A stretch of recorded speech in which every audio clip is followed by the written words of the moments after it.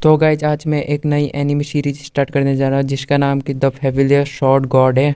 Series के starting में हम सुनते हैं कि मार्शल आर्ट इस दुनिया में बहुत ही रेयर चीज़ और रिस्पेक्टेड चीज़ है। जो भी बंदा मार्शल आर्ट में अच्छा कर लेता है उसे बहुत ही इज्जत मिलती है, और जो भी बंदा मार्शल आर्ट को सीखने के बाद अपनी कल्टीवेशन बहुत ही हाई कर लेता है उसे मैजिकल पावर भी मिल जाती है। और इसी दौड़ में इस दुनिया के लोग लगे रहते हैं कि अपनी कल्टीवेशन करें और अपने को पावरफुल बनाएं। इस दुनिया में बहुत ही किंगडम और साथ ही में सेक्ट हैं जो कि कोई एक दूसरे के दोस्त है तो कोई दुश्मन है। तभी हम एक राज्य को देखते हैं जिसका नाम की ग्रैंड फ्लेम काउंटी होता है। उस काउंटी के अंदर शादी की तैयारी चल रही होती है, इसीलिए कोई बंदा उन्हें ऑर्डर देता है कि जल्दी जल्दी करो, बहुत ही जल्दी लेडीशिप की वेडिंग है, वो भी 2 हफ्तों में। तभी हम दो बंदों को देखते हैं जो कि आपस में बातें कर रहे होते हैं, जिस पर एक बंदा बोलता है कि बहुत ही जल्दी हमारा क्लाउड और स्काई सेक्टर बहुत ही पावरफुल सेक्टर बन जाएगा। जिसके जवाब में दूसरा बंदा बोलता है कि एक बार लेडीशिप ने लीन फैमिली से शादी कर ली तो उसके बाद जरूर ये होगा, क्योंकि लीन फैमिली ग्रैंड फ्लेम सेक्टर से बिलोंग करती है। तभी वो दूसरा बंदा बोलता है कि अगर ऐसा हुआ तो हम क्वीन फैमिली को बहुत ही इजीली हरा सकते हैं, जो कि अपने को पावरफुल होने का दावा करते हैं। तभी उनकी तरफ एक बंदा आ रहा था जो कि अपने आप ही बोलता है कि मैं क्वीन नैन हूँ, क्वीन नैन हूँ।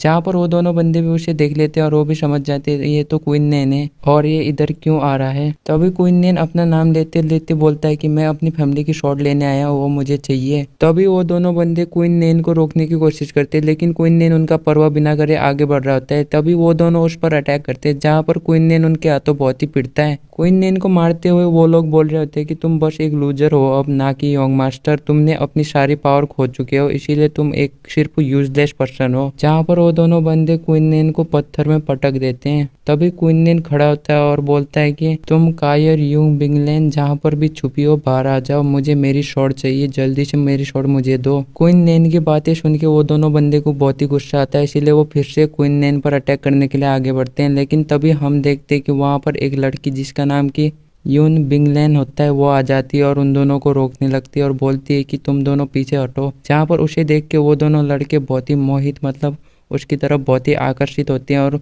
उसकी बहुत ही तारीफ करने लगते हैं अपना अजीब फेस बना के। तभी यूंग बिंगलैन क्वीन नैन से बोलती है कि तुम्हारी इतनी भी औकात नहीं कि तुम मेरा नाम ले सको, तुम अपनी पावर खो चुके हो और तुम एक यूजलेस पर्सन बन चुके हो। तभी वो लड़की उसे उसकी तलवार देती थी और बोलती कि मुझे इस तलवार की कोई परवाह नहीं, इसे ले जाओ तुम। और क्वीन नैन की बहुत ही बेइज्जती करने लगती है, जहाँ पर क्वीन नैन अपनी तलवार को देख के बोलता है कि मैं इसका बदला जरूर लूंगा। जहाँ पर वो अपनी तलवार को उठाने लगता है तभी हम देखते हैं कि उसकी तलवार टूट जाती है, जिसे कि क्वीन फेंग ने तोड़ा आता है, जो कि उस लड़की का फियोन्सी होता है। और उन दोनों की शादी बहुत ही जल्दी होने वाली है। जहाँ पर वो बंदा क्वीन नैन को चिढ़ाने लगता है और बोलता है कि मैंने तुम्हारे एनर्जी बेस तोड़ दिए, इसीलिए अब तुम एक बस लूजर हो। तभी क्वीन नैन को दिखाया जाता है जो कि बहुत ही दुखी होता है। तभी क्वीन फेंग बोलता है कि मैंने तुम्हारे डैड को भी हराया था जो कि एक लूजर थे, और साथ ही में तुम्हें भी हरा चुका हूँ, लेकिन शुक्र मनाओ कि मैंने तुम्हें मारा नहीं। जहाँ पर क्वीन नैन बहुत ही गुस्सा होता है और बोलता है कि तुमने मुझे और मेरी फैमिली को पूरा तबाह कर दिया, इसीलिए मैं बहुत ही हार्ड वर्क करके तुम्हें एक दिन जरूर मारूंगा। जिसके जवाब में क्वीन फेंग बोलता है कि तुम जब भी ट्राई करना चाहो कर सकते हो जब तक मैं जिंदा हूँ। तभी क्वीन नैन बोलता है कि तुम दोनों को पता होगा ना, जब 10 साल पहले तुम्हारा सेक्टर डूबने वाला था मेरे डैड ने तुम्हारी हेल्प की थी और तुम्हारे को इतने आगे बढ़ाया, लेकिन तुम लोगों ने मेरे डैड को ही धोखा दिया, इसके लिए तुम्हें बहुत ही पे करना पड़ेगा, तुम बहुत ही रोगे इसके लिए। जहाँ पर वो दोनों क्वीन नैन पर बहुत ही हंसते हैं और उसका मजाक बनाने लगते हैं। तभी वो क्वीन नैन उधर से चला जाता है पूरे जोश के साथ कि मैं इन दोनों को एक दिन जरूर सबक सिखाऊंगा। जहाँ पर यूंग बिंगलैंग अपनी फियोन्सी को बोलती है वो एक नंबर का लूजर है जो कि तुम्हें धमकी दे के चला गया।